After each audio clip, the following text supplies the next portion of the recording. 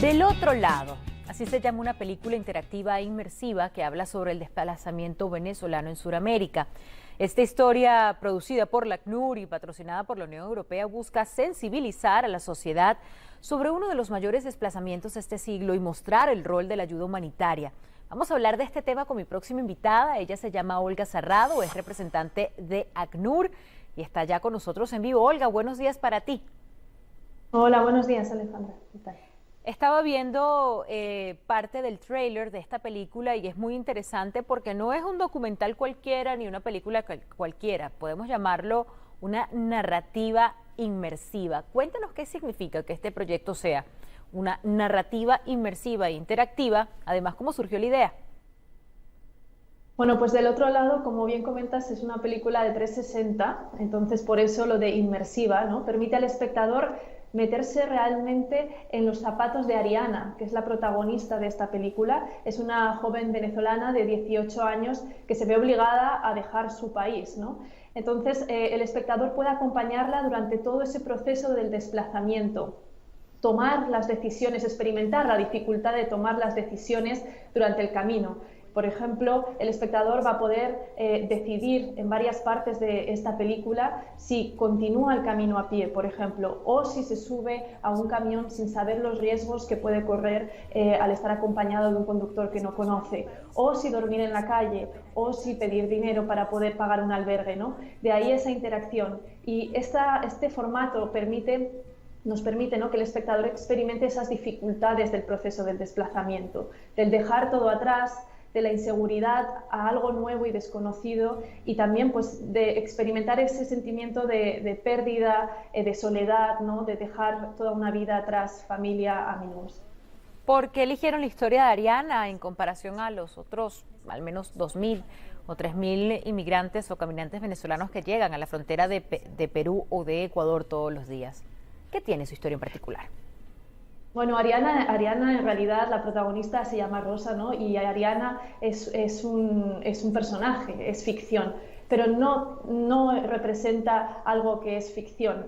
Su historia personal es real y es la historia de millones de personas. El guión de esta película se trabajó a través de unos talleres en los que participaron unos 60 refugiados en Ecuador, que compartieron sus historias y que entre todos vivieron lo que nos comentaron que era una especie de catarsis y sanación, ¿no? Porque muchos de ellos era la primera vez que compartían su historia y que se sentían escuchados y comprendidos por personas que habían pasado por lo mismo. Entonces, la historia de Ariana, aunque Ariana no es real, es la historia de personas que en ese taller compartieron su vida, sus retos y sus experiencias en el desplazamiento.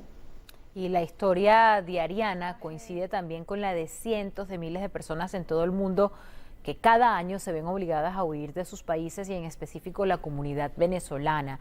Olga, ¿cómo se encuentra la situación de los caminantes en estos momentos? ¿Se ha reducido la cantidad de inmigrantes que llegan a pie a países de Sudamérica? Bueno, pues las cifras no lo dicen todos. Sabemos que a día de hoy hay más de 6 millones de refugiados inmigrantes de Venezuela en el mundo, 5 millones de ellos en América Latina y el Caribe, y aunque sí que es cierto que vemos un número menor de personas que están saliendo de Venezuela comparado a hace unos años, hay personas que siguen saliendo del país cada día y de una manera muy vulnerable con muy pocos recursos. Y además observamos otro tipo de movimientos, ¿no? Por ejemplo, personas que llevan unos años viviendo en Colombia o en Ecuador, pero que durante la pandemia y por el impacto económico se han visto obligados a moverse de nuevo, a cambiar de país en búsqueda de una oportunidad, de esa estabilidad, de ese futuro que les va a permitir recomenzar sus vidas. Entonces, es importante que esta crisis no caiga en el olvido. Claro. Hay millones de personas y millones de familias que siguen necesitando esa ayuda humanitaria y esa oportunidad para seguir adelante. Siempre hay matices de conexión entre las crisis de refugiados y no puedo terminar esta entrevista sin preguntarte de lo que ocurre con los refugiados ucranianos. ¿Cuál es la situación hoy en día, exactamente cumpliéndose un mes, el comienzo de toda esta tragedia en Ucrania? Efectivamente, hace un mes que comenzó esta guerra, ya son más de 3,5 millones de refugiados de Ucrania que se han visto forzados a salir de su país y millones de personas que están desplazadas, que han dejado sus hogares pero siguen dentro de las fronteras con la inseguridad que eso supone, ¿no?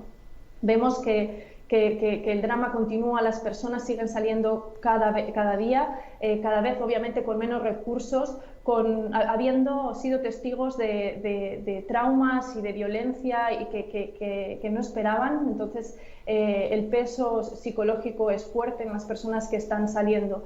Pero bueno, sin olvidar el horror, ¿no?, que se está viviendo en Ucrania, también es una oportunidad para recordar que estamos todos pegados a la televisión por cómo se está haciendo la cobertura mediática, ¿no?, de la crisis en Ucrania, pero es importante recordar que hay más de 80 millones de personas desplazadas en el mundo. Entre ellos, como decía, millones de personas venezolanas que cada día, bueno, sufren algo similar, ¿no? Ese desarraigo de que un día para otro te cambie la vida, de tener que dejar todo atrás. Entonces, pues es importante que bueno, proyectos como este Claro. apoyan a recordarnos que las crisis en el mundo son numerosas y que es importante mantener esa solidaridad hacia todos los refugiados, no importa de dónde vengan.